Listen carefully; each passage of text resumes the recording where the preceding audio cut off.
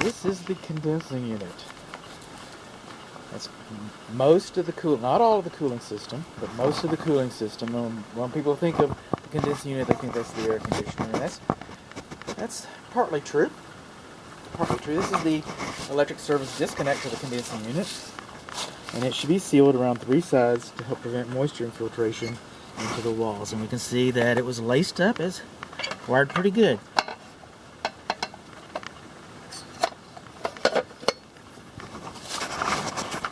We're learning that this is a 3-ton system that is 3 years old. They're engineered on paper to last 20, but Las Vegas is going to give you about 14. It could last 25 or 35 or whatever, but again, North Texas is going to get about 14, but it's still a young man, 3 years old, 3 tons. It's got the good refrigerant in it, the 410A. When this was installed,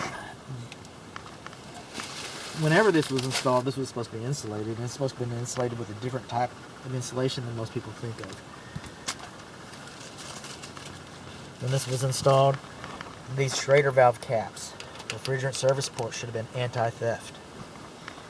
And the coils on this guy are filthy.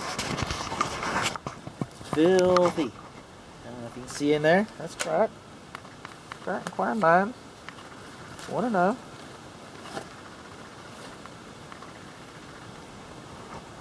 Can you see how dirty that is? I can.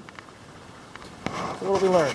We learned that the service disconnect was not sealed. We learned that the piping was not insulated. We learned that the Schrader valve caps were the wrong types. We learned that the coils were dirty. We also learned that it was 3 tons, 3 years, and it's got the good refrigerant in it. There are some good things too.